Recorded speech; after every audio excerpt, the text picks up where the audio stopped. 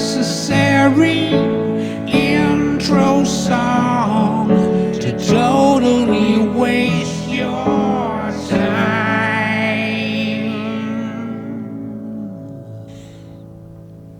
You ever get really embarrassed that you believed something that turned out not to be true? Or that you trusted someone and they screwed you over? They lied to you and you vouched for them. You told everybody what a great person they were. And then it turned out they were an asshole, a jerk, a meanie, a dummy, a fart head. And then you felt stupid.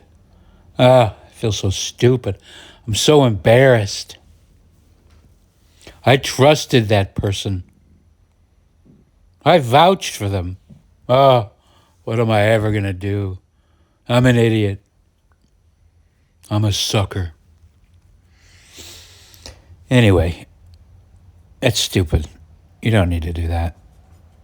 When somebody lies to you, tricks you, it's not your fault, Sure, be skeptical. I mean, the obvious solution here is that what really happened is the reason why you felt stupid is because you believe something. And I'm like a broken record over here. You don't need to believe things, Belief is mostly going to get you in trouble. I made a whole recording on the topic of belief a couple days ago. And I don't listen to these recordings again except for right after I make them. Right after I make them, because I've decided that the captions look cool or whatever, I'm using this program called InShot. I think it was cheap. It's like $4 for a year or something. But anyway, it will auto-generate captions. But the problem is it won't put them in the right spot. Like, see where the captions are right now underneath the title? That's not where it default puts them. It default puts them at the bottom. And I can move them up. I can move all of them up. But the problem is I can't move them all up. If there's 2 lines on a caption, I can't just cut the difference. Anyway, so point is to say is after I make these recordings, I have to listen to the recording and watch and manually move the double lines into the right place. So I have to listen to my stupid fucking voice one pass all the way through after I make these things.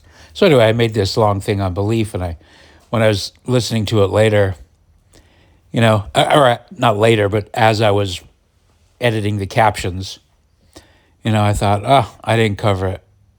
I didn't cover it because I made a whole thing about how belief is always bad.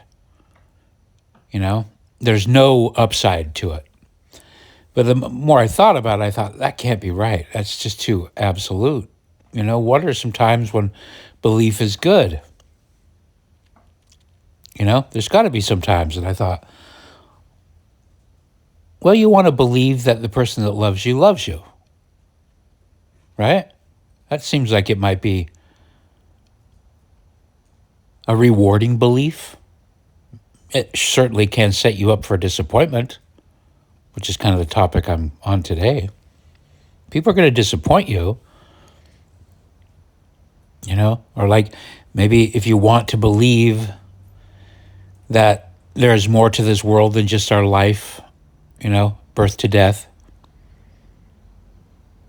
That might be helpful, might help you get through some tough times if you believe that,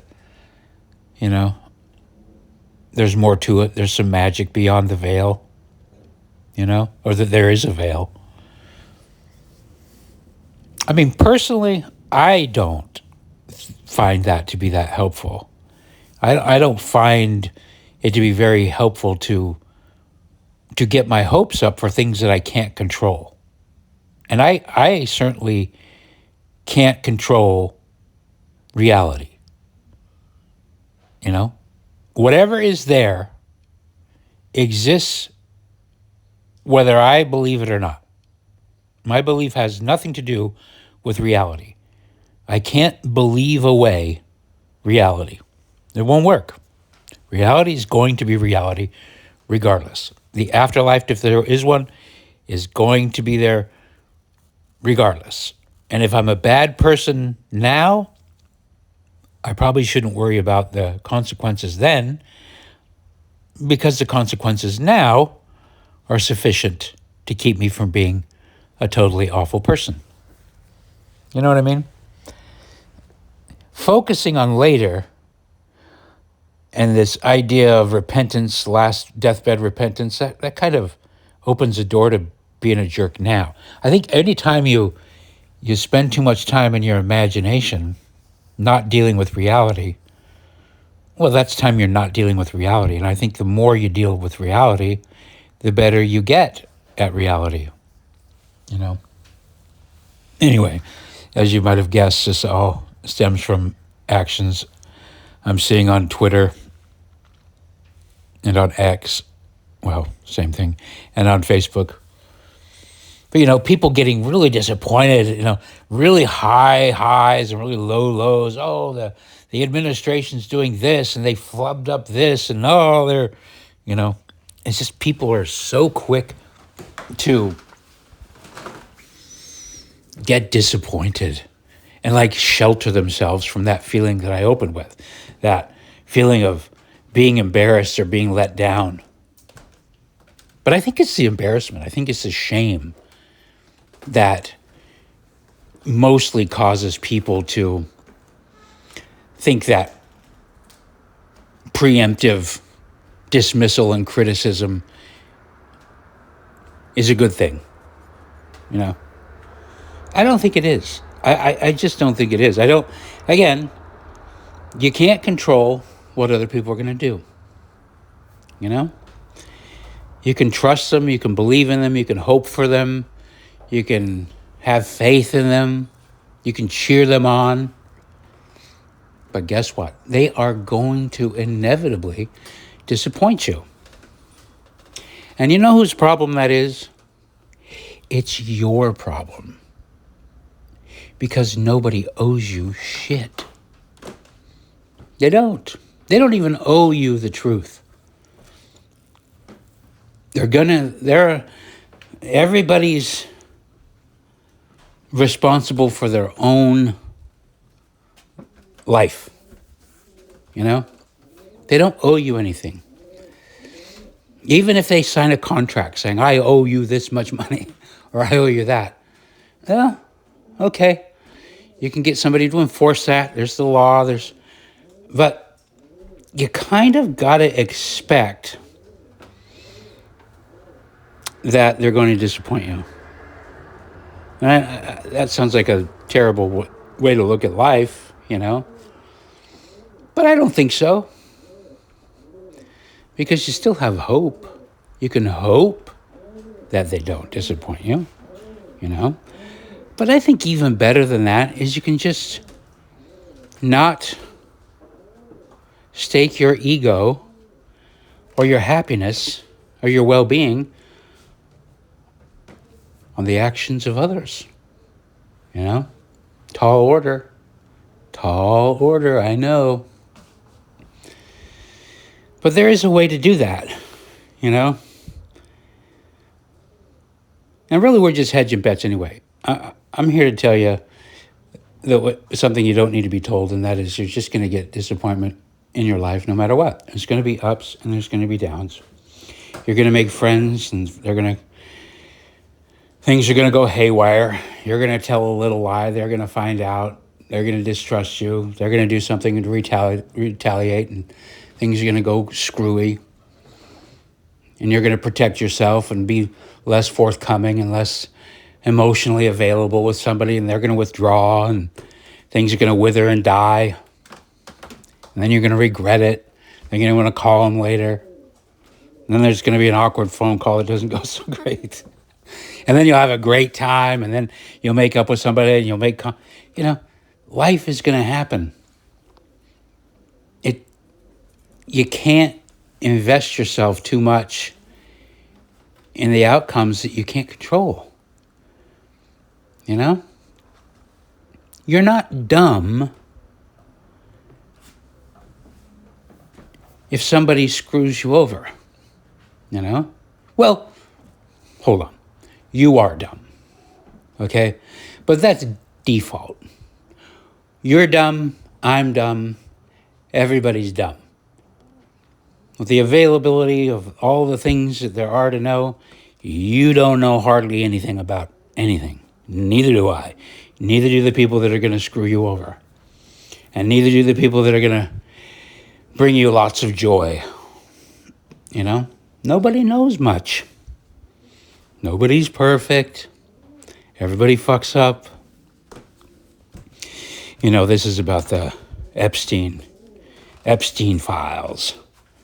We got to release the Epstein files. It's just like the whole thing is like, I honestly don't know why everybody's so Epstein filed out. Like, that's the only thing that matters to some people, And granted, it's pretty important, especially if you were one of the victims. But all the people that weren't touched by it, that weren't involved, just the fervor. We got to get them. We got to have all the files. And believe me, believe me, it's hard to get the word belief out of your system. But the thing is like, everybody that was involved with Epstein isn't a bad person. That's guaranteed. Epstein seems, we're filling in a lot of blanks here. That's what's so frustrating. So we got this story that's half told, and we're filling a lot of blanks. But I saw one of the early call or the flight logs, and I saw a name of somebody that used to be a friend of mine, And I know her. She's a rock star, and we knew each other pretty well. I know her enough to know that there's certainly nothing shady about her flying to Epstein Island and having hung out with the rock star jet set crew for a while in my life. I know how these things go, what happens. And the same thing with the Diddy thing. What happens is if you're running in those circles, you get invited to things. There's lots of parties. You get invited. If you're a person of note or whatever, you get invited.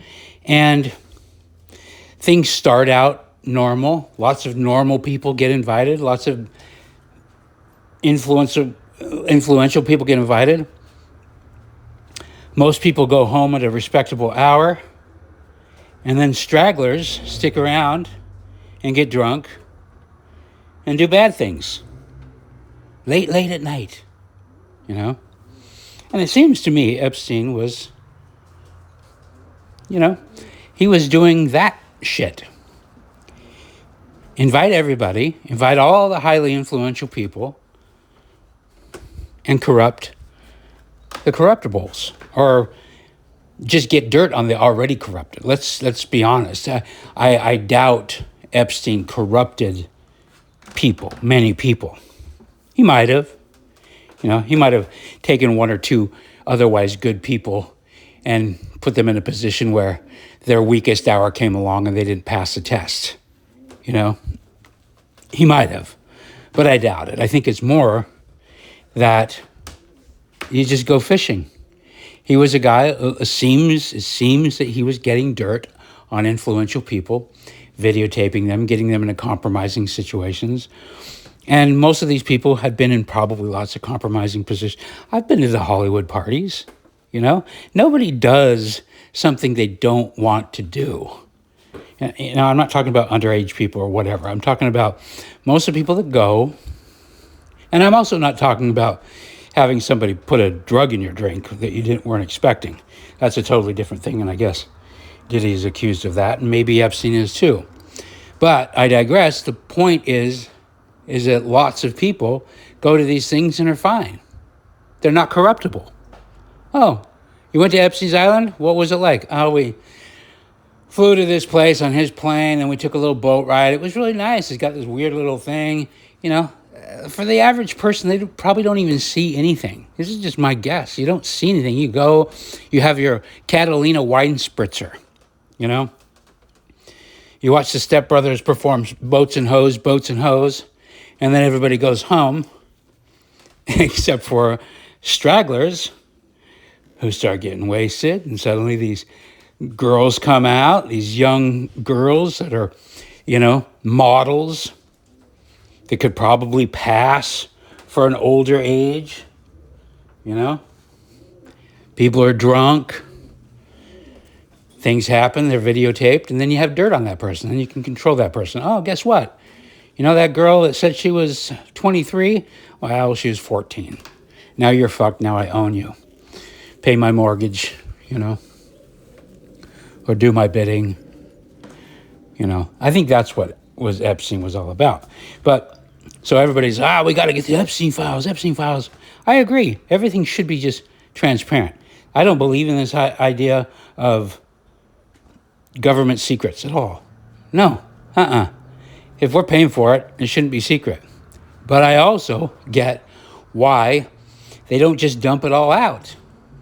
You know? Because when you look at the public and how they're frothing at the mouth over this shit, you're going to see some people, some totally innocent people that are on those flight logs or in the phone book or whatever, that were never corruptible, that were just friendly and like, oh, hi, how are you? You know, like this person, this former friend of mine that was out there. I can imagine the situation completely. Somebody says, hey, we're going to go to an island. Free plane ride. Oh, okay, who's going? Well, this other person, you know them. Oh, they're fun. Okay, let's go. I'm already here in the neighborhood. Blah, blah, blah. Anyway, so if anybody expects that all that stuff's just going to be dumped out raw, considering all the victims involved, you know, it's just not going to happen, because that just opens up a can of worms. All the lawsuits, an innocent person is going to be on that list. And of course, my preference would be that anybody that's on that list just preemptively go, hey, I went to Epstein parties. Get in front of the deal, you know? But that's not how people are. People are cowards, you know? And now we're getting back into the belief thing, you know? Because think of all the people that went to an Epstein party. Think about the good people who went to an Epstein get-together, and now they know that, and they're regular cowardly people. They're worried that they're going to be, you know, accused of being a pedophile. Can you imagine being accused of being a pedophile? You know, and that's another annoying thing about what's happening right now in the world is anytime you don't agree with somebody, it's like, you're a pedophile. Ugh. It's like everybody's a fucking pedophile. Weirdly, way more pedophiles than we ever thought there were. But that notwithstanding, it's just kind of crazy to believe that everybody is a pedophile. Like every single person that Jeffrey Epstein ever talked to was a pedophile. I mean, you know what I mean? I don't know. That's why I don't believe things. I don't believe things because I try to go with my own experience. The stuff that requires me to use my imagination too much, it's just like, okay, that's too much imagination. I have to go back to my own experience, you know? People say, 800,000 children go missing every 5 minutes or whatever. I'm like, well, how come I don't know any? How come I never hear about them? These numbers are so high that you'd think that I would know about it. That somebody would say, yeah, my kid and your friend's kid, they all went missing. You know, okay. And what I'm saying is things get exaggerated and people just, they fill in the blanks in the craziest ways, you know. And that's an imagination for you, you know.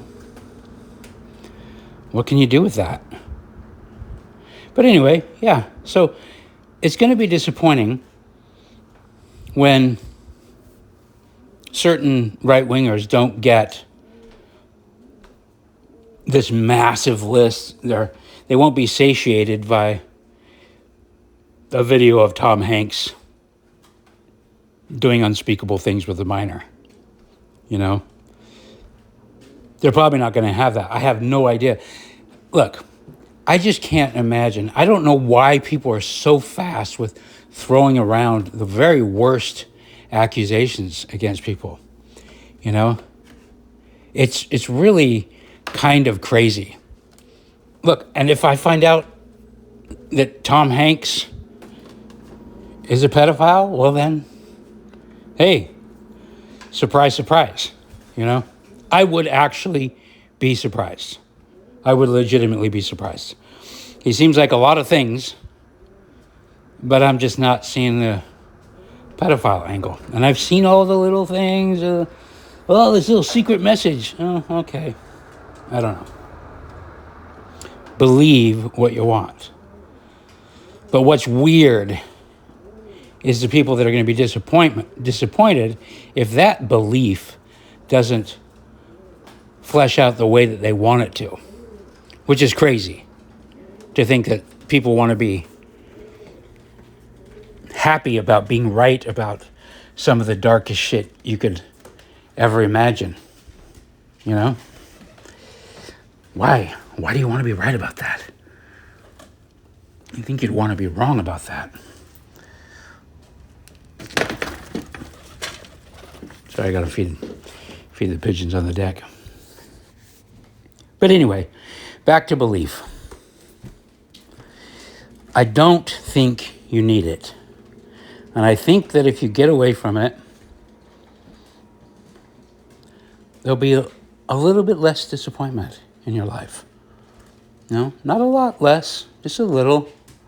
Well, that's all we're trying to do here is nudge things towards happier outcomes. You know, you're not going to win by making one small adjustment. It's not going to be like, oh, hip hip hooray, I won life. Everything's great. All happiness from now on. No more disappointment. Everything's great. That's just not how life works. And doesn't it seem like we should be grateful for that? Because, you know, there must needs be opposition in all things.